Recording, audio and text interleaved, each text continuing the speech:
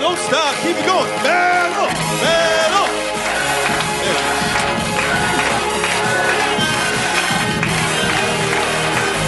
No, she did. Everybody, keep it going for Coach T. Hey. Hi, haters. Hey, everybody, this is a Joke Writer Showcase. This is the undercard, so not those guys, those handsome gentlemen you see right there. They're not going to judge. You guys get to judge this. And first guy we're bringing up tonight, he's a racist motherfucker from Alabama. I thought you'd like that. He's 0-1 in this. He's never won. Last time he fought that man right there, that Haitian. Now he's going against a white guy. He's happy about that. Make a laugh for Eric Carter.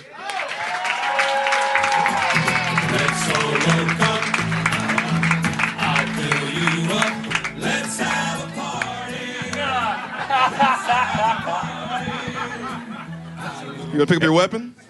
Eric, welcome back. Thank you. It's good to be back. Yes. You're like the live-action version of Yosemite Sam. I fucking love this. All right. So you're battling a white guy finally.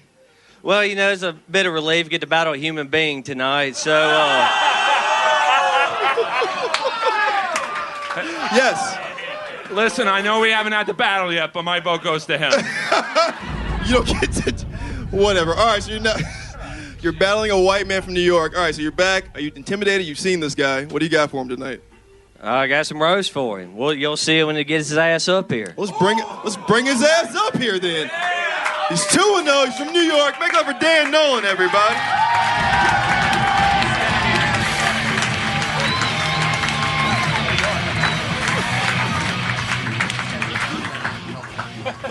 I feel like you guys actually beat the shit out of Matthew Shepard at one time. I feel like these are the guys right here. It's good to have some celebrities on stage finally. Shit. All right. Dan Nolan, you're battling this racist piece of shit. How do you feel? Pretty good, man. I like Eric. He's a friend of mine. First time I ever got up here a couple months ago, Eric was the first guy that ever came up to me. Real nice. Said I got a great set. And, what do you say? Yeah, I have some literature. I have some job, Larry. You did pretty good. I was making the ponies. See, I thought he said, I have some literature for you. Yeah. Because you fought a black guy first time. All right. Listen, you guys get to judge. It's 1 minute, tit for tat. Who's going first? Yeah? Yeah. All right. Eric Carter, Dan Nolan, let's roast. Dan Nolan likes his women like he likes his heroin, black and off the street.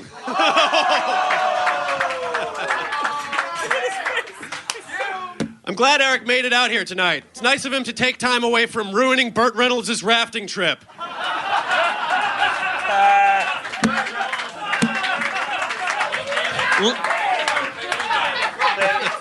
Last week, Dan's friend died of a heroin overdose. But hey, at least one of you can kill.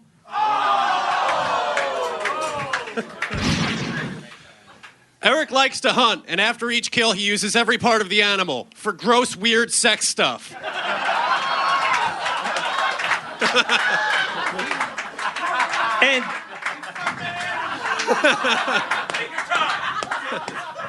And Dan's the type of guy to download it and masturbate to it. That's a good callback pedophilia line. If Eric was a slave owner, the slaves would have to teach him how to read.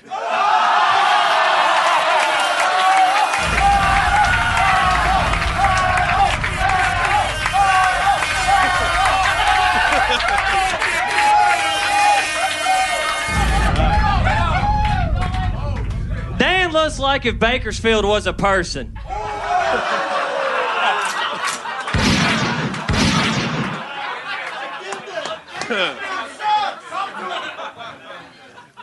Eric hasn't been in Hollywood too long, but he's already an overbite sensation.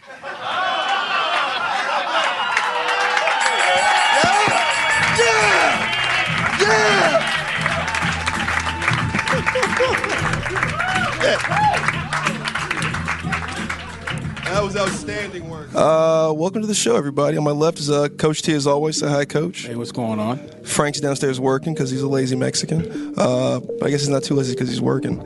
And our guest in studio today is Roastmasters own and one of my favorite roast battle judges, Mike Lawrence. Hey, thanks for having me. Thanks for being here, Mike. Sounds like one of those NPR podcasts right now. I know. I was thinking that, but like, what else are you surprised? I always, every time I'm like, nice to be here, I'm like, what else am I going to say? I don't want to be the guy with the podcast catchphrase. Yeah. Here comes the fuck wagon. That's the, I can't. Chugga, chugga, chugga. Yeah, So yeah, Mike, how'd you get involved in roast battle? And what did you see when you first saw it? Yeah, I mean, I've done like roast before in New York, like one or two, and then I'd heard about it. And I don't come out here that much, and then I finally like came out here, and I think the first time I saw it, I judged. Right. I don't know how we knew each other. Yeah. But I know. We're from here. You were a dick to me. Right. First of all, Mike, you were a dick to me. Was I? Yeah. You kept calling me Grizzly Adams. I wasn't me. Like this. That wasn't me. That was another? No, yeah. I said Mike Lawrence. Like I kept make the Mike Lowry thing because I was trying to make that connection. Oh, okay. So I hated you for a different reason. Yeah, exactly. Yeah, you're like, oh, you're one of those guys who's always on. I love that every person that works here is like, I'm just gonna say a hacky joke and then we're gonna be best friends forever. Like, even like funny comics I've seen here will like introduce themselves in the most annoying way, and I'm like, it doesn't work. That's kind of how we get off over here. I know. Let's make a shitty first impression. After that, it's all uphill, you know. But yeah, so I came out here and I judged, and it was super fun. It was better than I thought it would be. What was your first battle? The one I had? No, the one you saw. Oh man, I don't remember. Oh yeah. How long? I know both people haven't made it yet, so it doesn't matter that I've forgotten their names. You've done so many now, yeah. Yeah, they do blur in many ways, right. And then I judge the ones in New York, so it's like I kind of remember, but not. I remember all the ones I've battled on. I've battled on 5. And why do you keep coming back? Like, why do you get down so much? Do you just love being ridiculed? Yeah. Do you? I'm the easiest person to roast. Like, it's funny, like, the thing I'd say, like, when because now, like, I try to, like, give advice to people in New York who do it, and I'm like, Cut man Mike. Whatever you're thinking of, I know it's disgusting. I had the sweatiest hands. See, look at that. Yeah, it's not Vaseline, it's going over your eye. Yeah, it looks like the back of Luther Vandross's neck. Oh, wow. But, I remember, like, I would tell people, like, whatever you think they're saying about you, you're thinking about yourself way worse. You're roasting yourself the entire time you're up there. And some life questions. Jeez. Yeah, that's the thing. Every like, time you look in the mirror, you're roasting yourself. Every time you go outside the door, every you're time roasting I'm yourself. battling, I'm thinking like, oh God, I guess I am a selfish person. I do cut off conversations. I am a piece of shit. Like, I'm not emotionally available as much as I should be. And then I'm like, your beard is gross, and I'm like, oh, that wasn't bad. Right. I could be way worse than me. I am way worse than me. My beard is like Trump's hair. It's like it's a smoke screen that hides all the other shitty shit that there is. You know, like the way like the Punisher purposely wears the skull on his chest so that people don't shoot him in the head. Oh wow. They shoot the chest that has the Kevlar, and then he beats the shit out of him. Oh, I didn't know that. That's why he does that. All right. Remember, Mike Lawrence, Guy Branum. Are we fucking ready for this? I thought so. Let's roast! Guy Branum grew up on a farm, and everyone was mean to him except the lovely spider Charlotte, who let everyone know he was some terrific pig.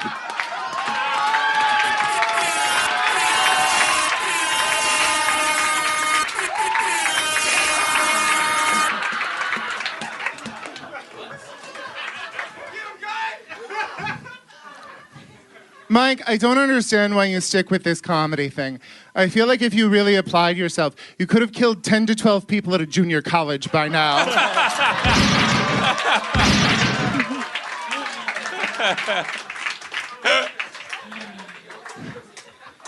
Guy Branum is proof that you are what you eat, a bitter asshole.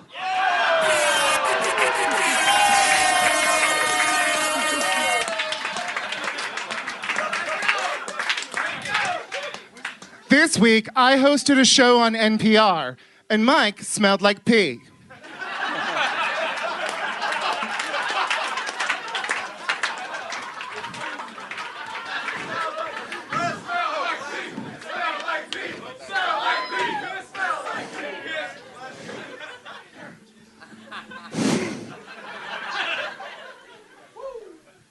Guy, you must think that we're all a bunch of dicks because you always spit on us when you talk.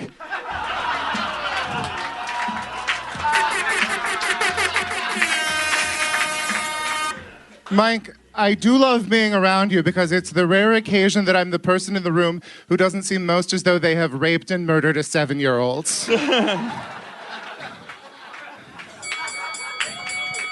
And that's round one. Oh, man. All right. Mike is, how would you describe yourself? Mildly autistic. No. Very, I mean, it's funny, like nerd has so many connotations now. Yeah, like hot girl with glasses. Yeah. Ugh. Olivia Munn, get out of my culture. Fuck you. I'm glad there's a Big Bang Theory, so I get to tell you guys I have a Tyler Perry. It's nice. Oh, that's funny. That's hilarious. That's It's hilarious. Nerd face. They'll have very beautiful headshots. We saw Johnny Galecki on Roseanne. He looks fine. Right. But he does this voice when he's a nerd. They don't sound like that. Real nerds don't choose it. Like I have this disability in my hands that I can't really write well. I can't throw a ball. No one's ever roasted me on it, but it is real and awful and affected my life more than anything. I'm 33. I don't drive a car. Really? Yeah. Because you can't throw? You can't control Yeah, shit? like I took the lessons. I failed the test. I'm gonna try it again, but I'm a little spazzy. Yeah, I'm starting to notice that. I never noticed that before. I don't know how I never caught that. No one ever fucking goes after that. Wow. No one even really, I think one person went after me working at McDonald's for 7.5 years. That's 7 years? No, and you give me the half. I fucking earned Oh, that. shit. Yeah. I worked at McDonald's for 4 years. But the first 2 were in high school, so that almost Can doesn't this just count. be the podcast? Can we I think this is the podcast, actually. By the way, you wear it Me so and well. Coach T do look like a broken Hamburglar and Grimace. Oh, that's so true. That's hilarious. Yeah, or like Bushwhackers 2.0. Yeah. We diversify. Yeah, we have. So what did you do at McDonald's? You couldn't have wrapped burgers if you're so spazzy, right? You had to. Yeah, I was a drive-through guy, and that's where I got my roast mentality. I would shit on people. I'd shit on the customers. I would do this game where when a customer I was the drive-through cash guy. I would take their order and their money, but then when they pulled up to the guy who handed out the food, we both had headsets, so I would have to try to get him to break and laugh in front of the customer. So what I would do a lot of voices. I'm a fat piece of shit who needs my fucking cheeseburger. It's shit like that. And then they would have to hold it in and not laugh in front of the person. Oh. By the way, I hate to profile you, but you do kind of look like that guy, like the cashier, the drive-through guy. Like you sit, you're like, oh, that guy didn't wrap my burgers, but he's the manager here. I have the face of, well, at least my life is better than that. Right. That's that guy. Assistant manager at a McDonald's. Yeah. How did you do transition from McDonald's superstar to this incredible comic that you are? Because if you can survive that shit, it's that's where, if you can make those people laugh, you can make anyone laugh except fast food employees. States that Trump wins. I bombed there. I bombed in every place that he's won so far. It's been great. So all the parts of the Confederacy. Yeah, exactly. So when did you start doing stand-up then? I started while I was working there in 2005. I was a slam poet before that, which once again, it's all right lie here. to me. Are you kidding me? Oh, yeah. Isn't that black poetry? Yeah. Slam poet, isn't that more a black thing? Don't I look like I take your culture? Yeah. No.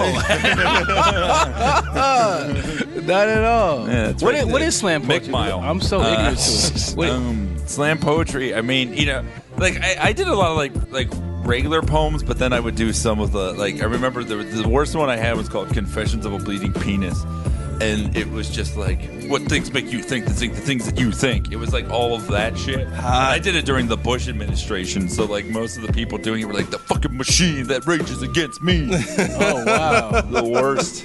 Wow. Where's this sitcom? Have you pitched this yet? Yeah, I did. I I never. pitched a sitcom to Comedy Central about a McDonald's employee who's trying to be a slam poet. They were like, we want this because it sounds real and dark and depressing. And they're like, oh, this is too dark and depressing. Round 2, 30 seconds apiece. They both get to spit as many jokes in a lot of time. So, Guy, you lost. You want to go first or defer to Mike? Go ahead. All right, Mike's up. Let's roast! Guy's always taking his shirt off in public. It's how he hopes to find a guy with a good gag reflex.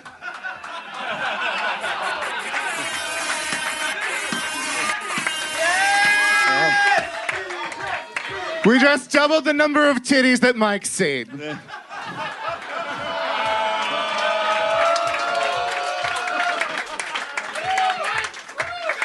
That's the picture in the dictionary next to the definition unearned confidence. I'm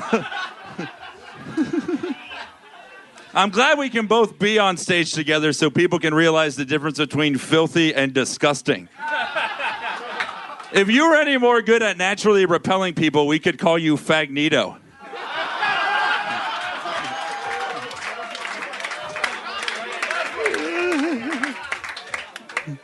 Boys Don't Cry is about the people guys had sex with. You've broken more Asians' backs than the railroad industry.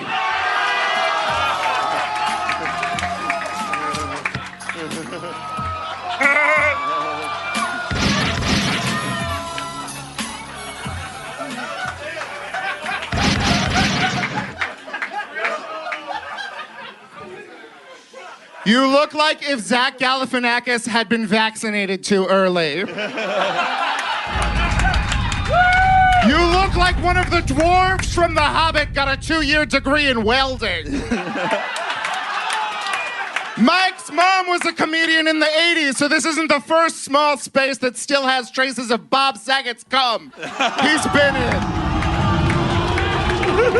Mike's mom was a comic, which makes me wish she'd had one more period joke. Mike's mom was a comic who failed for decades, but he is still the worst piece of material that came out of her. Mike's mom was a comic, and when I found that out, I was really surprised that he had parents. I assumed he was a pile of smelly t-shirts a wizard brought to life. All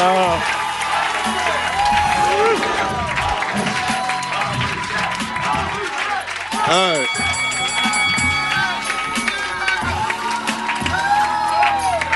Wow.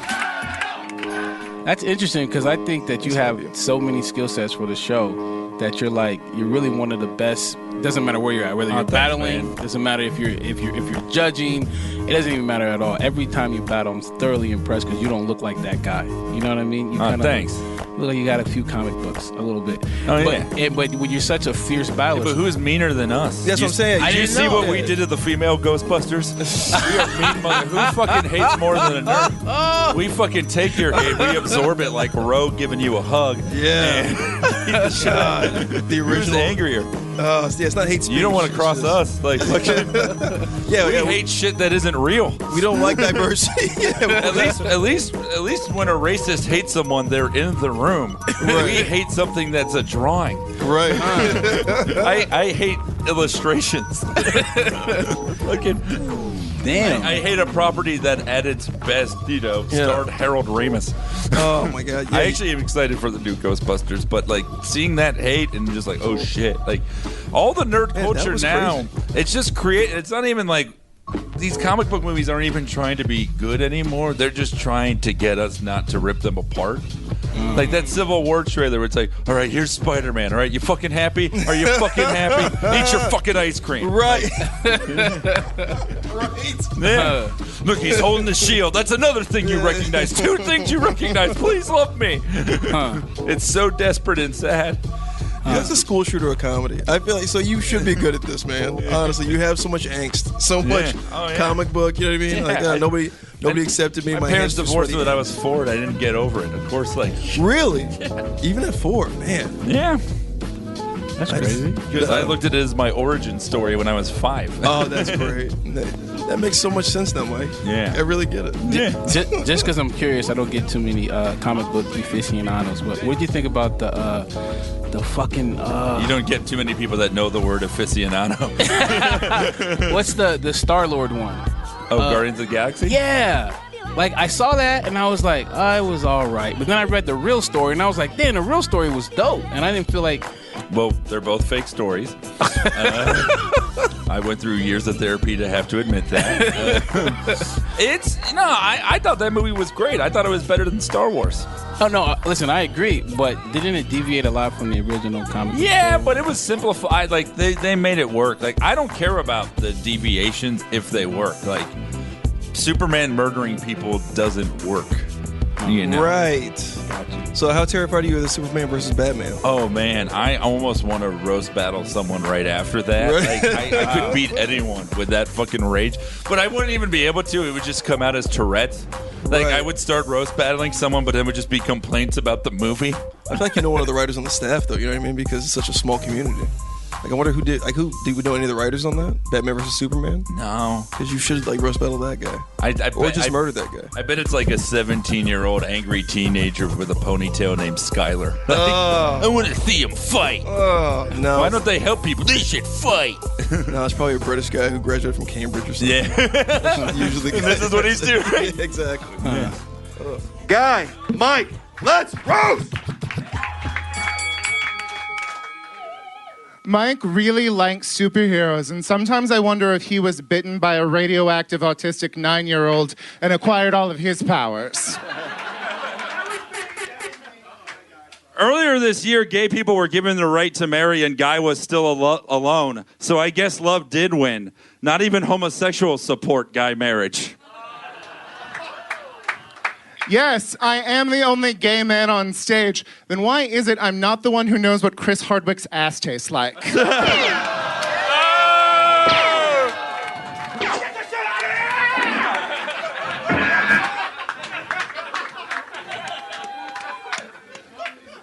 Guy worked with Chelsea Handler. She was like a mother to him because she disowned him and they haven't talked in years.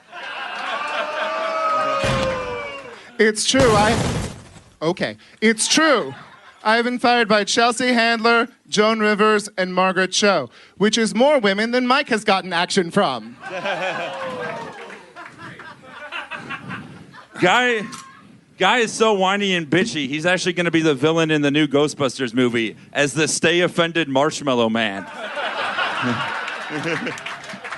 Get Venus Williams off the stage. Sometimes I wish Mike tasted bad so he could offend all of my senses at the same time. Guy doesn't speak to his family and has no one that truly loves him and he'll probably die alone. The only memory that he'll leave behind is the sweat marks on my shirt when he hugs me after this battle. No, he's right. I am very sweaty. And Mike, your stage persona is tired.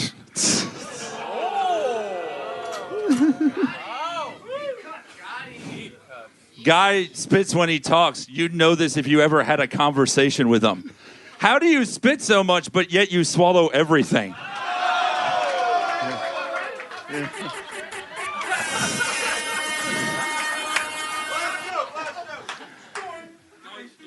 Mike Lawrence looks like what you'd find in the dumpster behind Jim Henson Studios.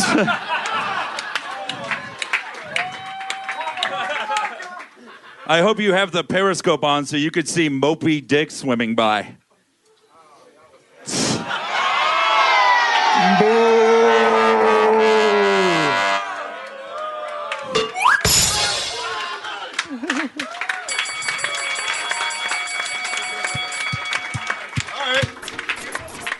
Yeah, so let's talk about the New This York is Mike's pick, yeah. Let's because- talk. Yeah, this is the first time we're having audio that I didn't record on the podcast. So this is a huge So day. you probably You're have not too lots of familiar things with to the say about Roastmasters. No, I'm not too familiar with the Roastmasters. Somebody set it up a little bit. Yeah, so I talked to Brian about the idea of, So Lord Voldemort has this other roast battle, and that's fine. It's cool. We can comic book guys. It's child of divorce. We can coexist. Yeah. And but he was like, was it you that reached out to me, right? No, that was Patrick Milligan at the stand. He wanted to do one. So he wanted to do one, and then I said I wouldn't do it without Brian. Right. I brought your name up, approval. and he said, I've been talking to Mike about it. I said, that's perfect, because that's the only guy I would trust. So but that was the most important thing to me. It's like I wanted to make sure that it was. I think what you guys do is great. Mm-hmm.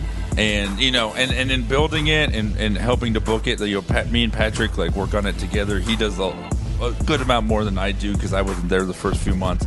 But Mike is working in an industry, just so people know.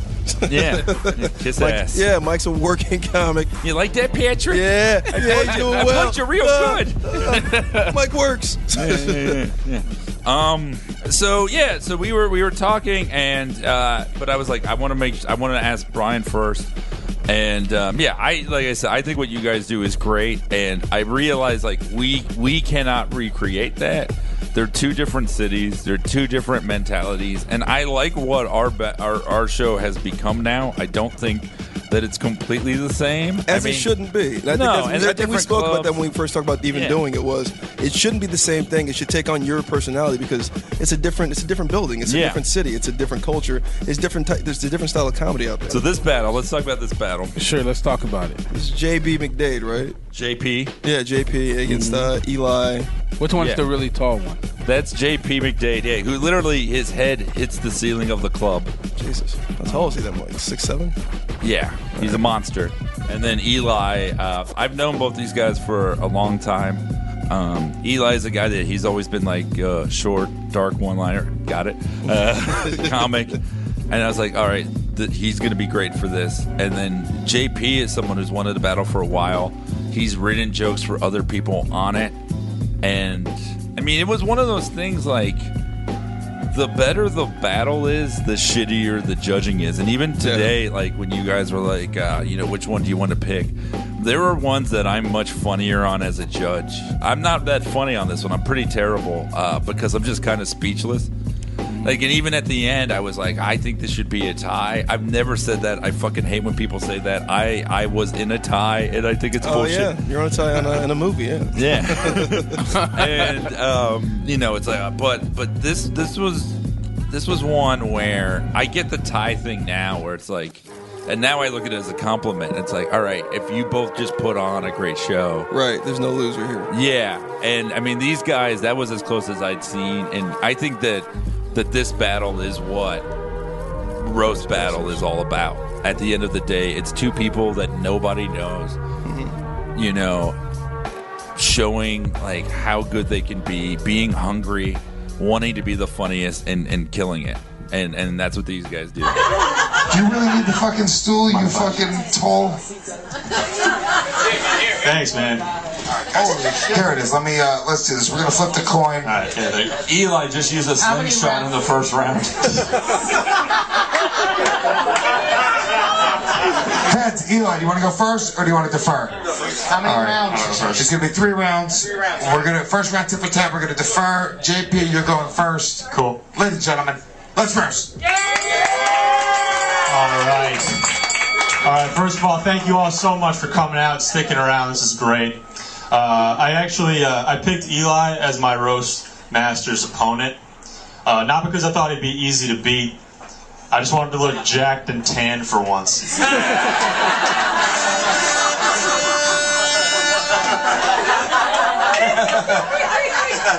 JP, on a show you recently did an impression of Anthony Jeselnik. Kind of went viral. And it was spot on. You seemed exactly like a comic. But Anthony Jeselnik is a famous roaster, but next time, if you're going to do exactly all the same things a famous roaster did, do you do Greg Giraldo?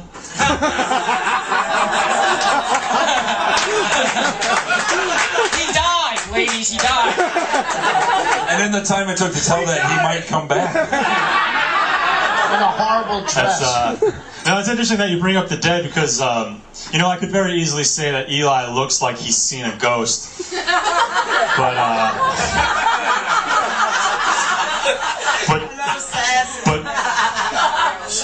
ghosts haunt houses, not tents near the freeway.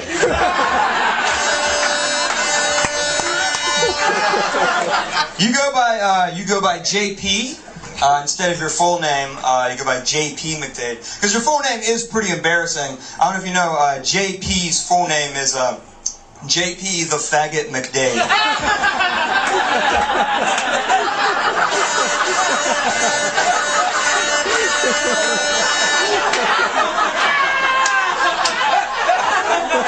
It's a very weird birth certificate. Yes, yes. Last joke. All right. Skip right to that. All right. Give you all a little history lesson. Eli, in his first ever set of comedy, his first time ever performing, he went up to a guy in the front row and he asked what his name was. Now, that was a mistake. Normally that's fine, just not when you're performing for the KKK. JP is from Newtown, Connecticut, where the Sandy Hook shooting happened. I can see why it's a sore subject, though. Like, I can see why you're mad at this shooter. He is the only guy from your town who can kill in a room of 20.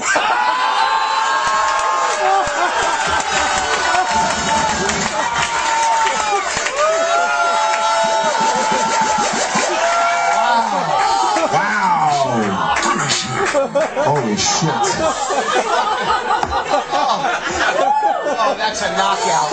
Yeah, that was big. That was a big fucking blow right there. Rich Boss, what do you think? I love like what you guys do here, where it's like the system of checks and balances, where you have CoachTea with the sound effects and the DJing, so that's one level of funny. Right. Then you have the wave, which is another level of funny, and then the judges, haters, and then you, and then the haters table. So that's 5 different levels. That if a battle is still bad, it is really the fault of the 2 performers on stage. Right.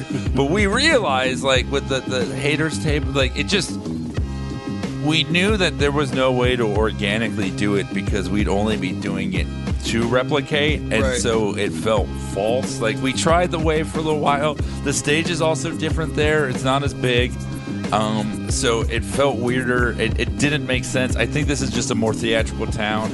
So we were like, we're going to do this smaller, more intimate. And now I love what it is as a writer's showcase. And I think when you take away all the theatrics of the one you guys do, like, that's what it is about the most. Like, it is fun when you get to see these people with TV credits battling, more pro guys doing it. But at the end of the day, it should be used as a launching pad for writers and to discover new talent. And I think that's what we do now. I mean, that's what you guys always did. And like, that's what we stumbled into, because when we started out, it was more like we'd had undercards, but like headliner guys. I think like the first main event we had was Mike Vecchione. First, like Aaron Berg, right? No, it was Gino Visconti. Okay.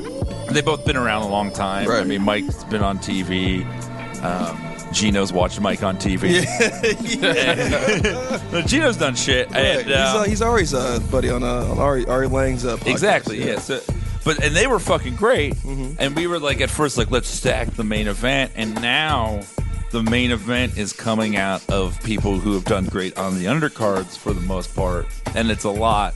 That's the organic process. Yeah. That's the trials, and yeah. Because as someone who, like, I mean, you book the one here, I book the one there. Like, I'll talk people out of doing it sometimes. If they're hesitant, if they're not, like, 100%, I'm like, it's going to show and you're going to bomb. Yeah. And I'm going to have to say awful shit about it. Yeah. It's going to be 30 seconds each. You're going to go first. Ladies and gentlemen, let's roast.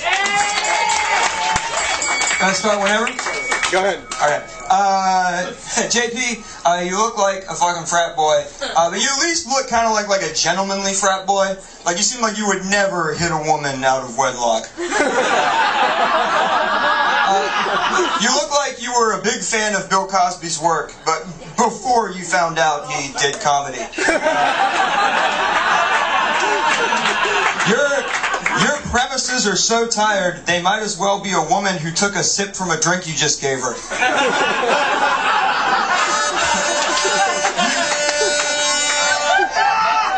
You hate Banksy. You hate Banksy, which is weird because y'all have so much in common. Just like Banksy, you have badly placed tags and no one will ever know who you are.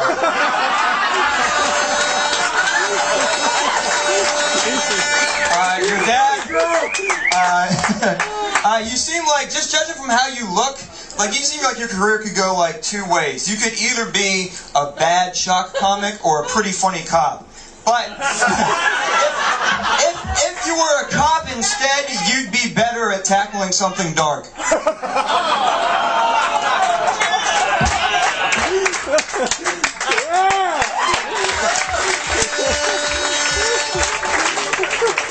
That's good. That was really good. That was really good. No, yeah. Yeah, Eli likes to joke about Sandy Hook. Look, I really can't blame him. He's just jealous that those kids could read.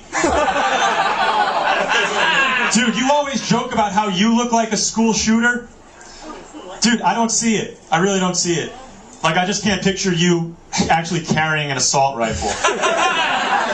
Like, you would shoot one kid and have to lie down.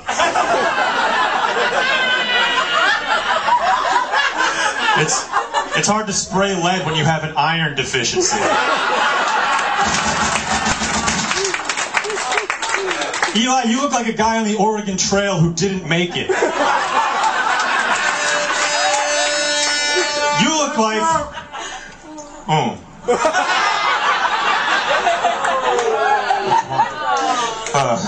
Eli, you look like a pair of Janko jeans got impregnated by a raccoon and then had a botched abortion.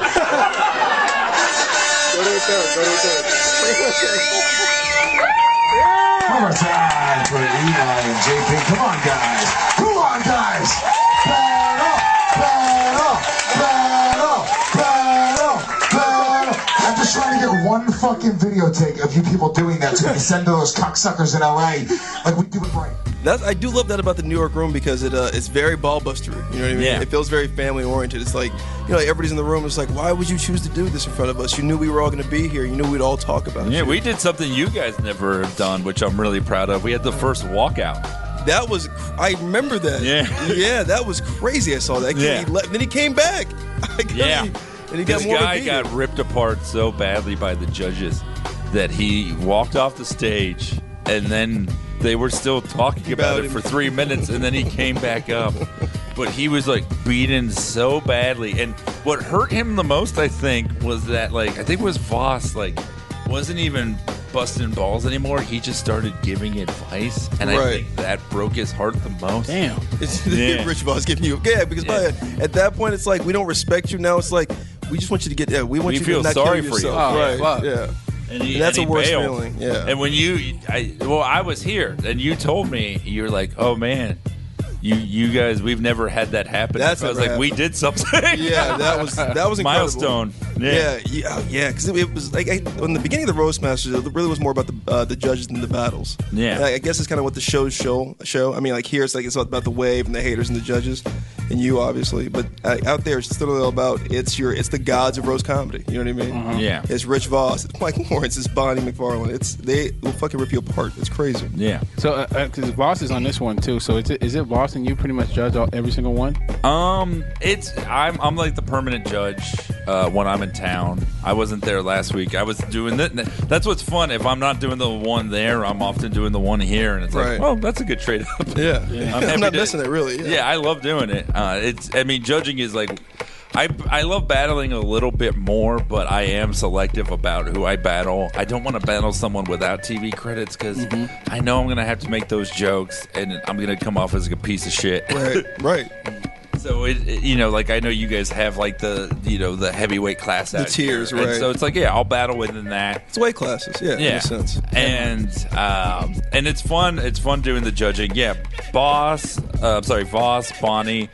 They do judging a lot of the times. We just had Big J. Big J Okerson, right? It's a lot of people within the Stan family, within the Fringe Humor family, but we're branching out more. And we have great battlers too. So like Scott Chaplin is on that one, and he's battled before. We had Christy Cielo. Yeah, she's bad. Judge. She's badass. I mean, despite all the things that you can say about her, she's got this really high-pitched voice, almost like she just sucked helium, and then started speaking to a microphone, and she annihilates people with that fucking crazy voice. And she was a great writer to begin with as a stand-up. Like, she was someone I kind of brought into the fold because I was like, this is perfect for what you do this on stage anyway. You do short, dark one-liners. Short, dork. That's my clothing brand. Dork. Short dork.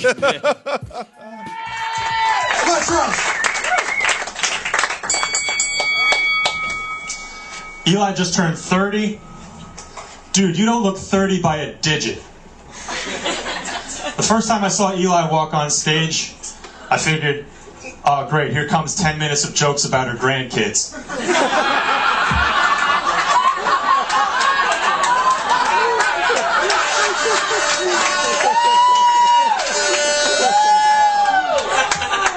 JP, I give you a hard time about looking like a frat boy, but truth is, you would never date rape anyone, right? The word date implies that you'd have to pay for something first.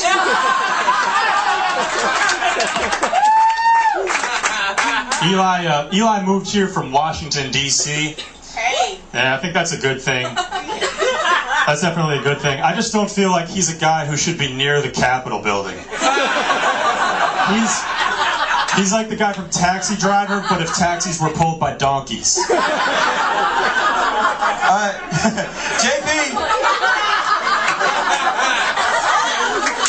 JP, your dad is from Brooklyn. It's kind of funny. Your dad grew up in Brooklyn, but then moved to Connecticut, whereas you are not going to make it in comedy.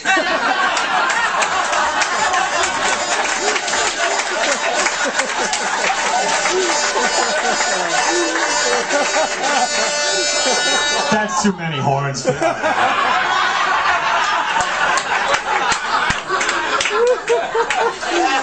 I gotta give Eli credit. I really gotta give him credit. Eli really is a multi-talent, you know? Like, he's a stand-up. He also does sketch comedy. And who could forget his banjo playing in Deliverance?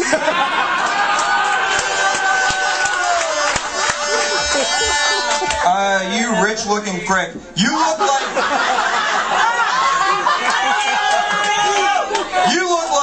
look like your idea of a good time is you and your boys like to get drunk and then go vote no on something to do with hospitals.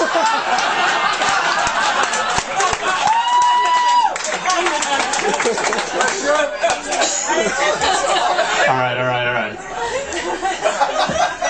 Something I learned about Eli, Eli doesn't actually use the internet to jerk off anymore.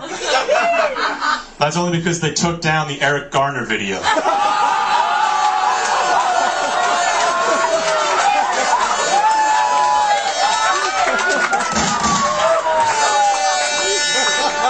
Weird to have cop sirens for that one. JP, you're so tall. You must just drink a lot of milk. I'm sure you love milk. You love anything that's white and 1%.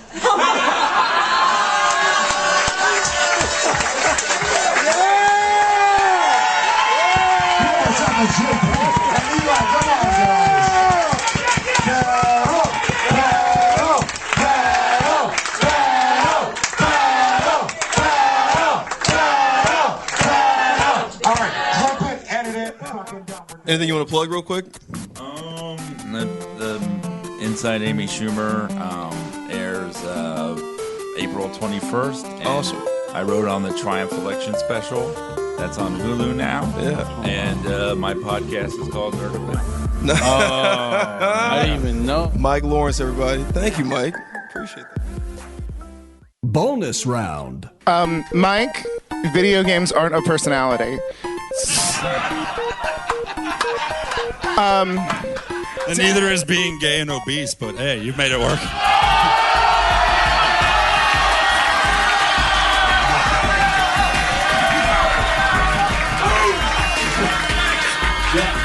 I consider dancing Germain. It's Dan and Guy, two different types of rock bottoms.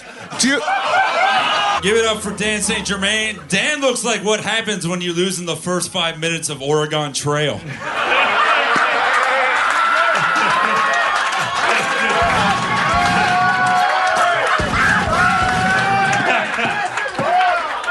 You know, Annie Letterman actually beat Dan in the roast battle a few months ago. It's the first time he's choked in front of a woman for free.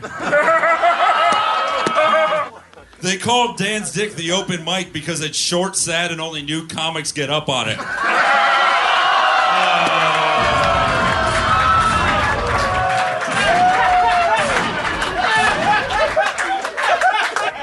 That was really entertaining. That was the best episode of bum fights I've ever seen. Hey, one more thing you couldn't get booked on.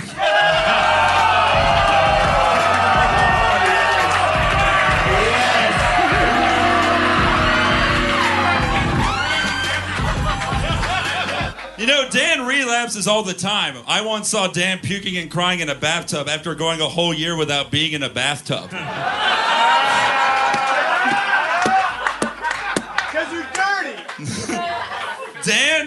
This is true. Dan once asked Sinbad if he could go to the ghetto to get cocaine, making Jingle All the Way the second most embarrassing thing Sinbad's been a part of.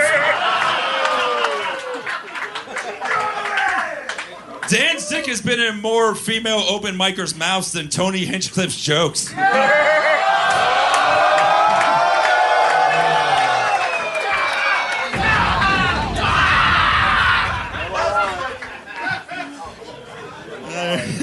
Dan got fired from Guy Code after 4 episodes because none of the topics were getting ranch dressing stuck in the same part of your beard that was already smothered in period blood.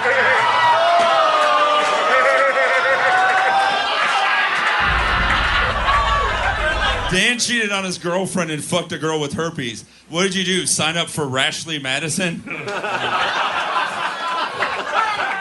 Dan is the only person who looks like he drives a wagon and also falls off it constantly.